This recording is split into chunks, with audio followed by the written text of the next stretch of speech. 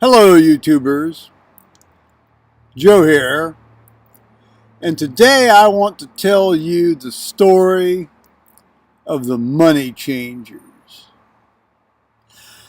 Now, the Moneychangers was a spoof band that my friends and I created in our, junior and senior year in high school in 1968, 1969. And for those of you who were alive then, you will recall that was the time of all these, everybody wanted to be in a band. You got to be in a band, and imitate the various groups out there and this, that, and the other. And, and some people had musical talent and some people didn't. Well, I'm going to assure you that, one, I had no musical talent despite having taken piano lessons for 7 years. And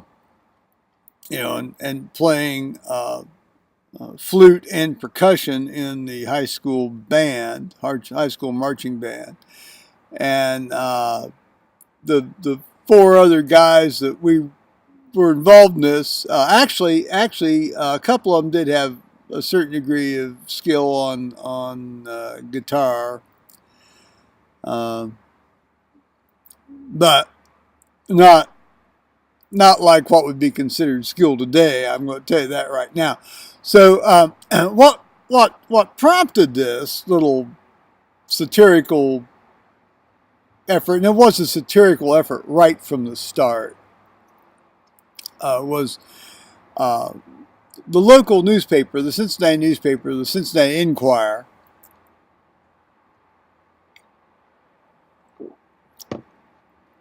in an attempt to pander to the teen market. It's so patronizing. It's so simple. You'd never see this today. Well, you see it, but it's more subtle, and it's usually done on the internet. But they had this section in the weekends, and then it talked about, where various groups were playing, and they had this what would be the pre-internet equivalent of, here's a way to send this group a letter, and here's a way to send this group a message, and this sort of thing. And I suppose it was very much like these hookup things in alternative newspapers in the back, where you get a mailbox and all that kind of stuff. I wouldn't know about that.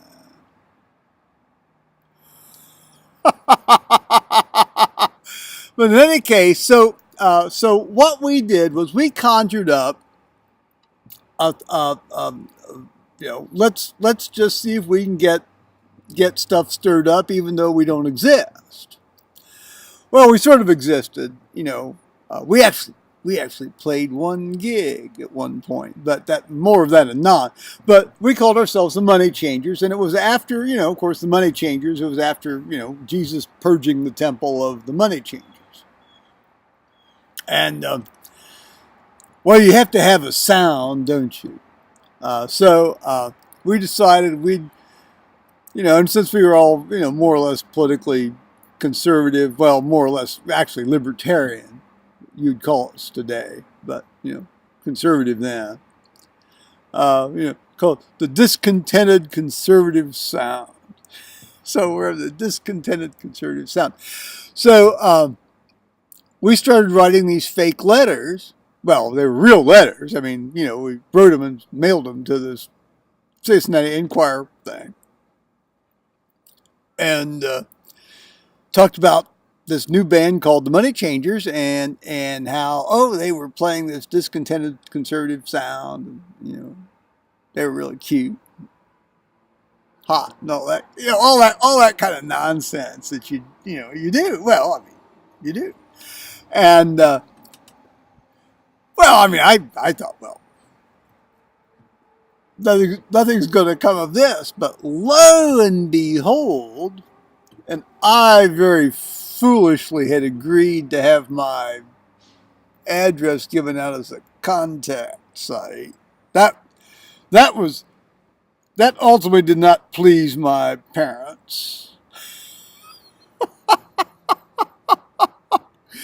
And and we got, for about 3 or 4 weeks, we got bags full of these letters, all written on this, sort of torn out, spiral bound notebook stuff with these, looping handwriting with the little hearts and the dots over the eyes, all this by these teenage girls. Well, that didn't cut much ice with me. Might have for the other guys. I don't know. Probably did. But, looping hearts. Oh, where are you playing? Oh, this. Oh, you sound so hot. You sound so. Well, they didn't say hot. What was the word then? It was cool or keen or whatever the jargon was then. I mean, I never did learn that. And, so anyway, so actually, we did play at one sort of quasi school assembly, and because there was a certain amount of talent there, so we got up there and said that. Of course, I suppose they call it playing cover songs now, and hell, I didn't know the words. I could barely understand the words anyway when you listen to this stuff on the radio. So that was our thing. Now I've got pictures, but I'm not going to show them to you because of legal considerations. I mean, one of these guys has gone on to be the president of some international union, and this other guy has his own couple of companies out in Southern California. So I'm not going to show their pictures. I don't know. I think one guy's got a pretty good accountancy career down in Southern Ohio somewhere, and and the other fella was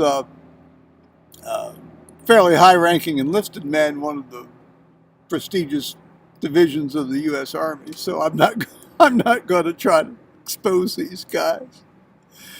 But it was a lot of fun. So, but what it goes to show is that you can use the media even in a non-internet age to bamboozle and play on people's nonsensical expectations of what is the buzz.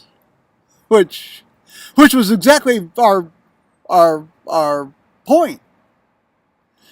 I mean, create this fake band, get people in its tizzy. I mean, I had a stack. I had 3 bags.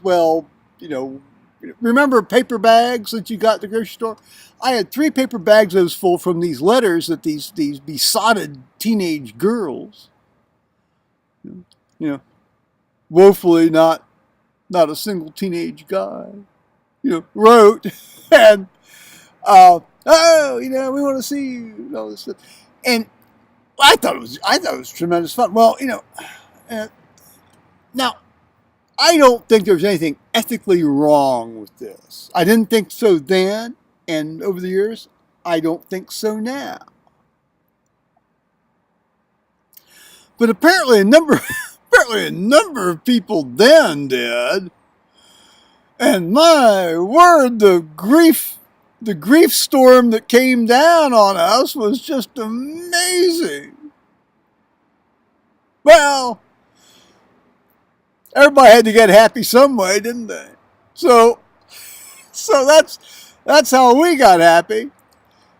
So that's pretty much the story of the Moneychangers. And boy, I wish I could show you some of these pictures, but I really can't.